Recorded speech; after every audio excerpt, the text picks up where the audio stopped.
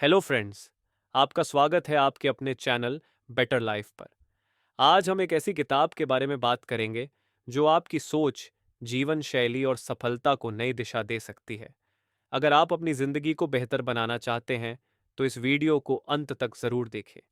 चलिए शुरू करते हैं इस अद्भुत किताब की यात्रा।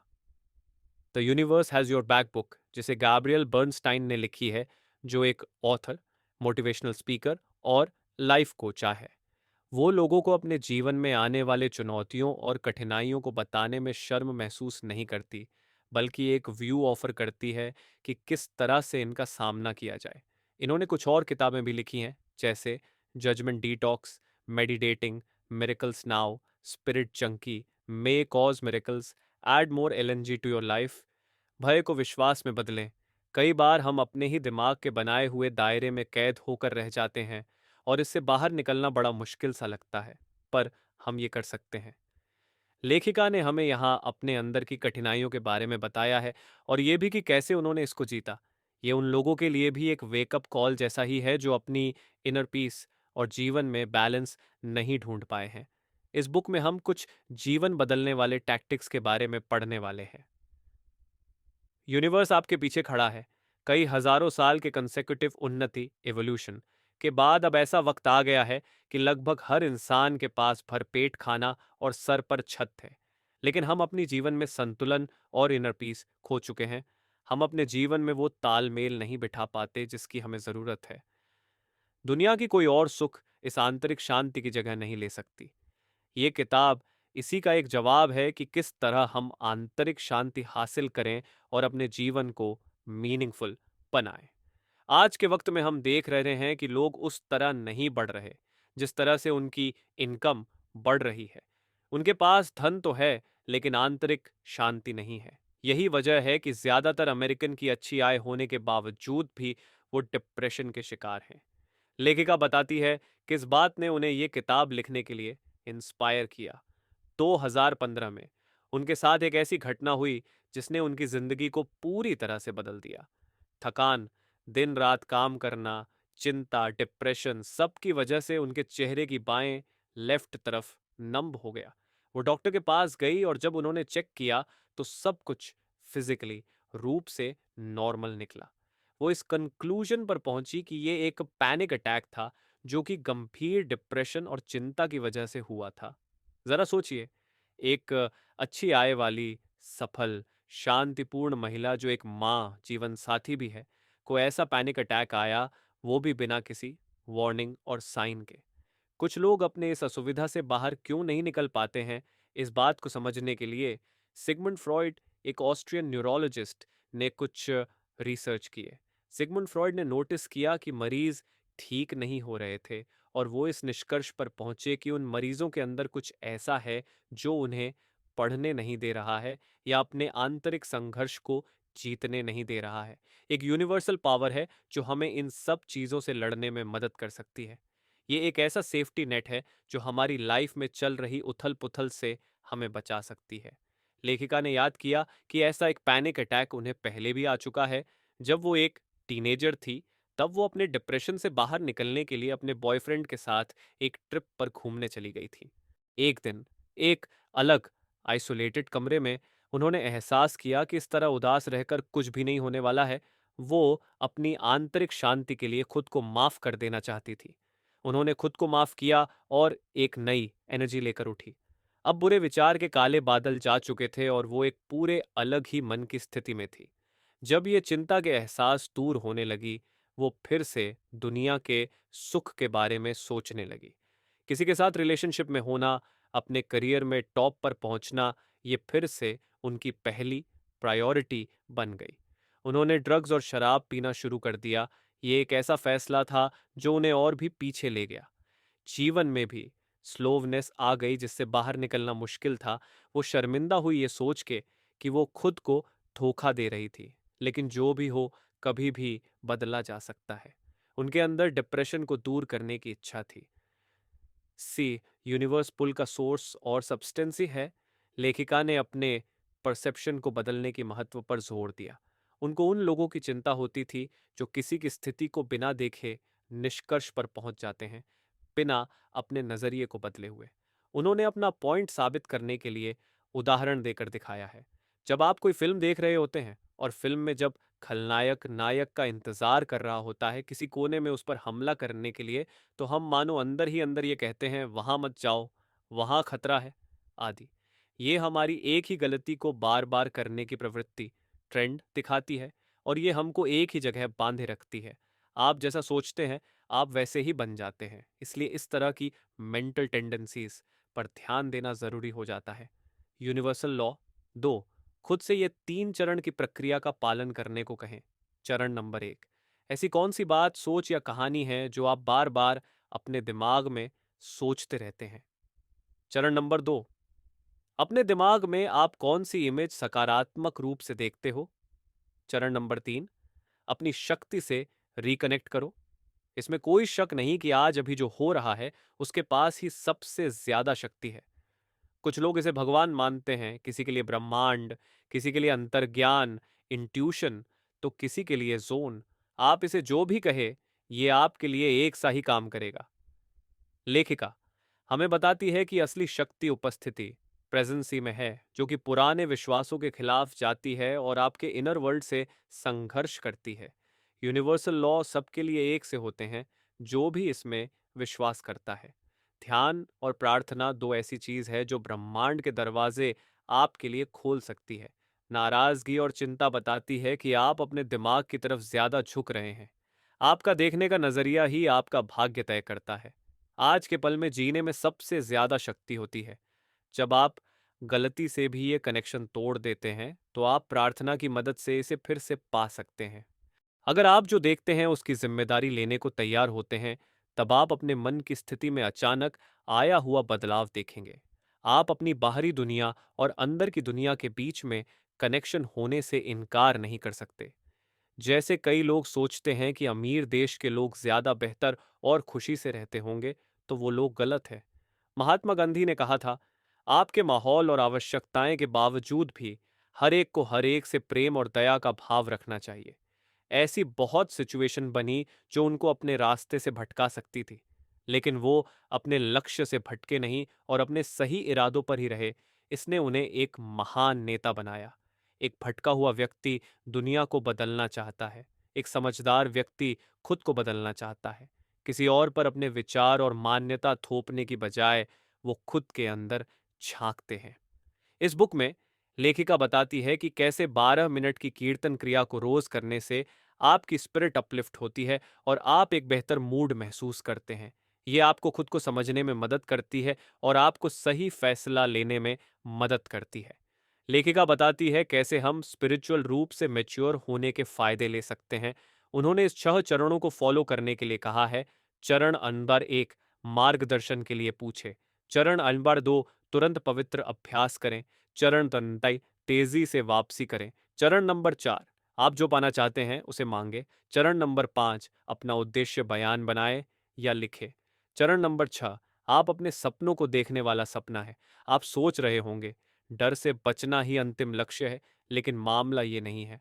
आपको अपना असली शिक्षक पहचानना है, जो यह ब्रह्मांड है, और ब्रह्मांड को अच्छे से समझने के लिए इस नियम पर टिके रहे। मुश्किल सिचुएशन तब होती है जब आपको अपने इमोशन से अलग होकर यूनिवर्स के साथ कनेक्शन को मजबूत करना होता है। यूनिवर्सल लव को सुनिश्चित करने के लिए आपको सही मानसिकता रखने की जरूरत है। अपने कंफर्ट जोन से बाहर निकले, बंदर की तरह अपना ध्यान न भटकने दें। सीधी सी सलाह उन लोगों के लिए जो ट्रांजिशन के दौरान भटकते हैं। ये एक पावरफुल एक्सरसाइज है जो आपको तब मदद कर सकती है जब आप अपने आप को हारा हुआ महसूस कर रहे हैं। आपको फिर से ट्रैक पर लाने के लिए ये एक्सरसाइज है। ध्यान से आप अपने दिमाग को शांत करके इसे पूरी तरह से आराम दे सकते हैं।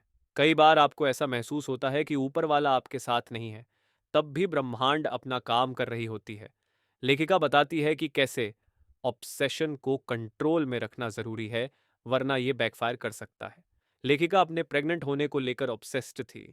वो अपनी प्रेगनेंसी टाइम को लेकर इतनी परेशान थी कि इस बीच वो अपनी लाइफ एंजॉय करना भूल गई। और ये एक ऐसा प्रोसेस था जो मोमेंटम गेन कर रहा था, उन्हें रिजल्ट के ऊपर डिपेंडेंट बनाया, और इस कारण वो प्रेजेंट मोमेंट को एंजॉय नहीं कर पाई। यहाँ तक कि उन्होंने खुद को अपने उन दोस्तों से तुलना करना शुरू कर दिया जिन्होंने अभी अभी बेबी कंसीव किया। हमें वो इंसान बनना है जो आगे का लक्ष्य सेट करते हैं और स्थिति को अपने पक्ष में करने के लिए तैयारी करते हैं।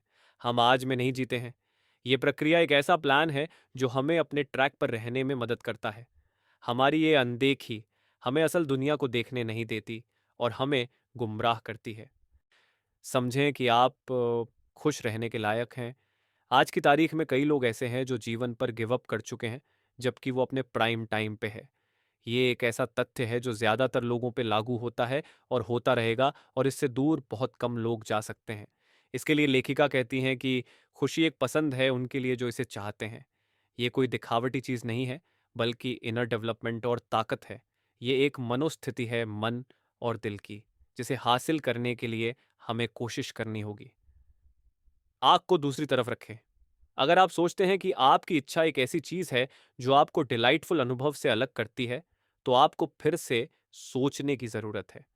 अपने कार्यस्थल पर आक्रामक रणनीति लागू करने से वो हासिल हो सकता है जो आप चाहते हैं, लेकिन इसी विचार से आप वास्तविक संतुष्टि प्राप्त नहीं कर सकते। तो ये बेहतर है कि आप अपना अप्रोच एडजस्ट करें जब इस तरह की मानसिक प्रवृत्तियों के साथ डील कर रहे हो। सरेंडर की कला ये ऐसी फिलॉसफी है जो ट्रेडिशनल ज्ञान के खिलाफ जाती है।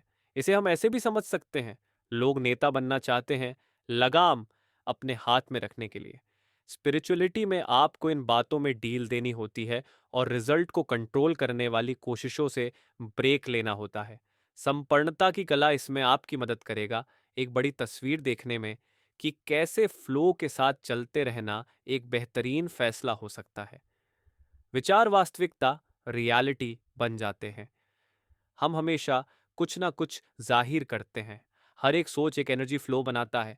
ये एनर्जी इसकी ही तरह की एनर्जी और फ्रीक्वेंसी को आकर्षित करता है।